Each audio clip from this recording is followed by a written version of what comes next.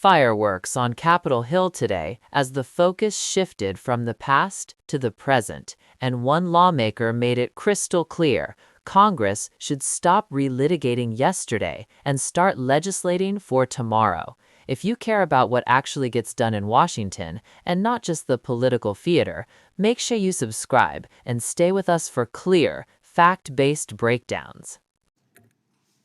Thank the chairman. I now recognize the ranking member of the subcommittee, Jasmine Crockett. Thank you so much, Mr. Chairman. And I first just want to begin with a news alert. Guess what? Joe Biden is not the president anymore.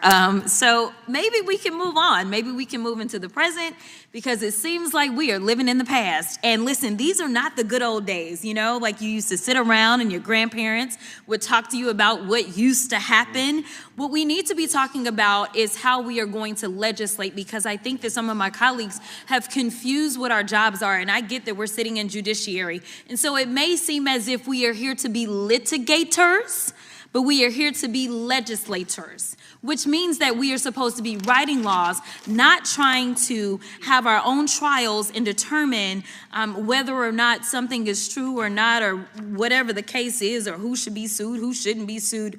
All I know is that a great American hero, a good senator out of New Jersey, said something to the effect yesterday as he was shattering the record for holding the floor, a record that had been held by another racist in this country.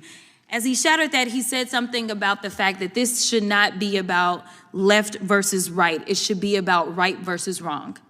And I am going to tell you that I want us to focus on right versus wrong.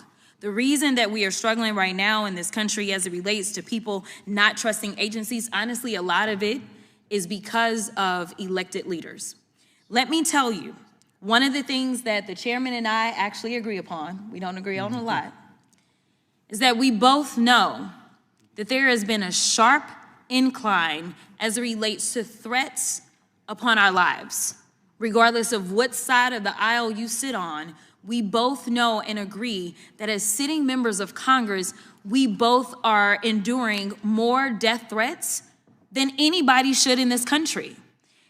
And I believe that it is because of the divisive rhetoric, and it is because of the selective enforcement of things. And so when we have, and I'm gonna be clear, because I had remarks and I'm going a whole other way. To have the sitting attorney general go on, and I'm gonna call it faux news. I know some of y'all love it, but it's fake to me. To have her go on Fox News and to then decide that she wanted to send a threat to me, it was wrong.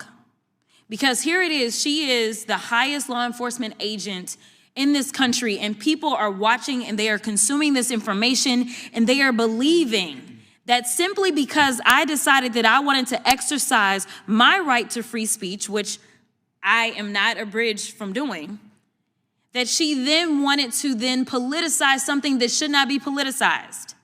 I don't like Elon Musk.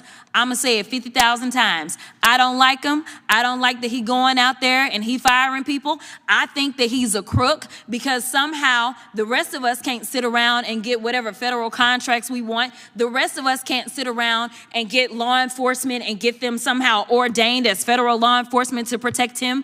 The rest of us can't get our dealerships protected by the federal government. That is somebody that is operating above the law. For whatever reason, just because he has a lot of money, more money than everybody else. And yes, I am happy to see that on my birthday, which is what I said, there were peaceful protests around this world against him, because he is a problem. And so you never should have somebody that is sitting that high and is going to sit up here and threaten a sitting member of Congress when she knew good and well, if she watched the entire thing, that I specifically told protesters to make sure you consult with lawyers, just like I've told protesters over and over and over in the history of me advising people to go out and exercise their constitutional right. The fact that there are other sitting members that have received letters of threat from this new DOJ tells me that they are about retribution and they are not about following the law. The reason that our party, or I won't even say our party, our country, It's torn apart is because we can't even agree on right versus wrong. This should not be left versus right. The only thing that we're asking is that we have law enforcement that will show up when there is an actual crime.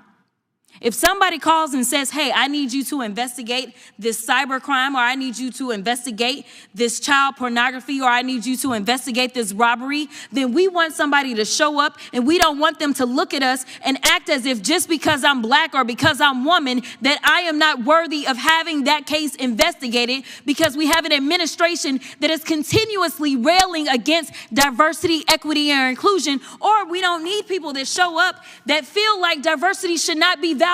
That is why we should have somebody that may show up and looks like me. The final thing that I'll say, because you've been gracious, is this. When I first became a public defender, I had no criminal defense experience. And I walked in and I told my boss, Charlie, I said, listen, you should hire me. He said, why? I said, because I'm black. Charlie looked at me like I was crazy. And I said, let me tell you something. When I walk in, I'm going to walk in with a level of rapport and understanding that maybe some of my other colleagues will not. Charlie offered me my job, and I worked my butt off, and I worked really, really hard for all of my clients, not just those that look like me, and that is what it looks like to serve. Thank you. During the latest hearing featuring Attorney General Pam Bondi, the spotlight unexpectedly moved from legal arguments to a broader debate about the role of Congress itself. When the ranking member of the subcommittee, Representative Jasmine Crockett of Texas, took the microphone, she did not begin with a technical legal question. Instead, she delivered what she called a news alert. Joe Biden is not the president anymore. Her point was not about defending or criticizing the former administration. It was about time, specifically about whether lawmakers are spending too much of it revisiting political grievances rather than shaping current policy. Crockett's remarks tapped into a recurring tension inside the House Judiciary Committee.